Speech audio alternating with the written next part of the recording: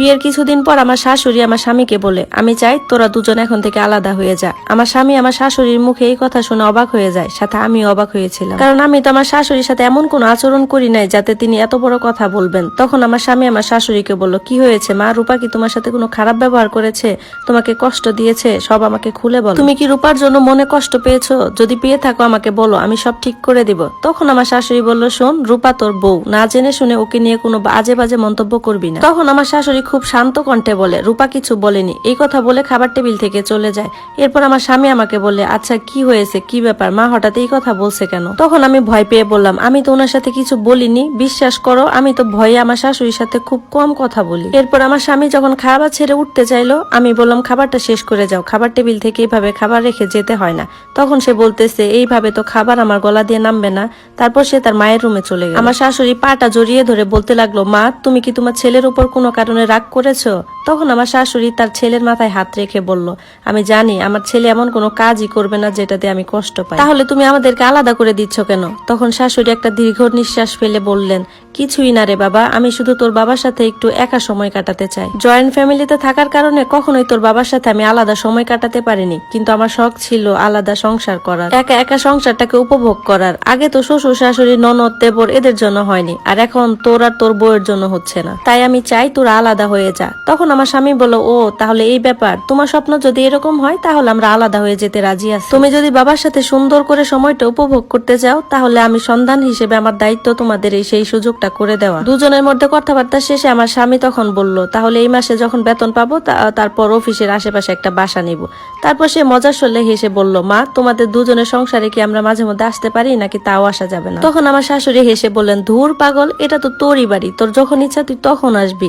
তখন আমার স্বামী একটু সিরিয়াসলি বলল যে, মা এটাই সত্যি তো যে তুমি আর বাবা একা সময় কাটানোর জন্য আমাদের আলাদা করে দিচ্ছ, নাকি অন্য কোনো কাহিনী আছে? তখন আমার শাশুড়ি একটা দীর্ঘ নিঃশ্বাস ফেলে বললেন, হ্যাঁ রে বাবা, এটাই সত্যি। তখন আমার হাজবেন্ডও একটু স্বস্তি পেল। দেখতে দেখতে আমাদের বাড়ি ছেড়ে চলে যাওয়ার দিনটা চলেই আসলো। আজ আমরা আমাদের নতুন বাসায় উঠবো। আমার শাশুড়ি আমার আর আমার হাজবেন্ডের পছন্দের সব খাবার রান্না করছে। আমার স্বামীকে দেখি এক সাইডে গিয়ে চুপ করে মন খারাপ করে বসে আছে। আমি বললাম, কি হয়েছে, মন খারাপ কেন?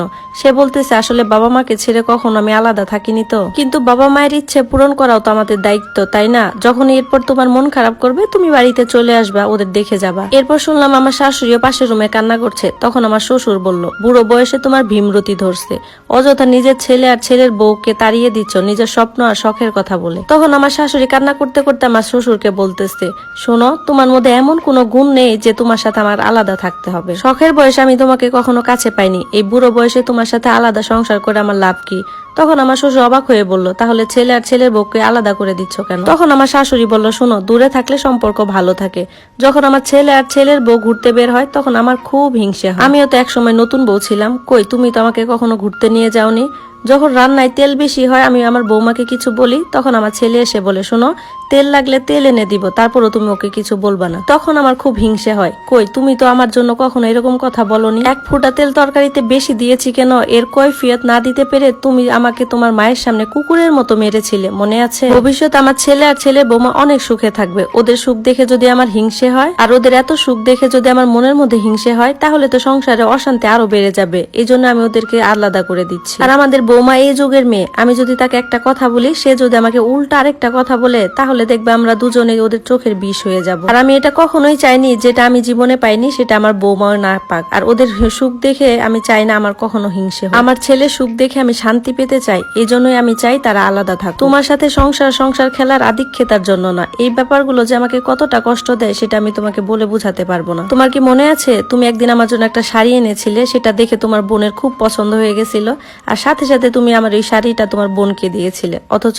সেই শাড়িটা কিন্তু আমারও খুব পছন্দের ছিল। কিন্তু সেদিন আমার মেয়ে যখন তার ভাবির একটা শাড়ি পছন্দ করে, তখন তার ভাই তার মুখের উপর জবাব দিয়ে বলে, শোন, তোকে আমি আরেকটা শাড়ি এনে দিব, এটা তোর ভাবির শাড়ি, ওর পছন্দের শাড়ি। কই, তখন তো তুমি আমার হয়ে একটা কথাও বলনি। তুমি যদি তখন আমার হয়ে প্রতিবাদ করতা, তাহলে আর এই দিন দেখতে হতো না। যখন আমার ছেলেটা আমার পেটে ছিল তখন আমি ভাত ছাড়া কিছুই খেতে পারিনি। সকাল 5টার থেকে উঠে গাধার মতো কাজ করতাম। কিন্তু আজকালকার বউরা তো আর এমন না, তারা একটু পোয়াতি হলে বিছানায় পড়ে চলে যায়। আমার শ্বশুর তখন আমার শাশুড়ির দিকে করুণ দৃষ্টিতে তাকিয়েছিল। যেসব বয়সে এসব কথা বোঝার কথা ছিল সেসব বয়সে উনি বুঝেননি। এরপর আমার শ্বশুর আমার শাশুড়ির হাত ধরে হাউমাউ করে কাঁদতে লাগলেন আর বললেন, আমাকে তুমি ক্ষমা করে দাও শাওনের মা। চলে যাওয়ার সময় আমার শাশুড়ি আমার স্বামীকে বলল, শোন, আমি যেন কখনো না শুনি বৌমার চোখে জল এসেছে, কারণ বউ তোর দুর্বলতা নয়, বউ তোর শক্তি। সবসময় বৌমার পাশে থাকবি। আমরাও তখন বের হয়ে গেলাম নতুন বাসার উদ্দেশ্যে। সুন্দর একটা সংসার আমাদের জন্য অপেক্ষা করছে, আর এটা শুধুমাত্র সম্ভব হয়েছে আমার শাশুড়ির জন্য।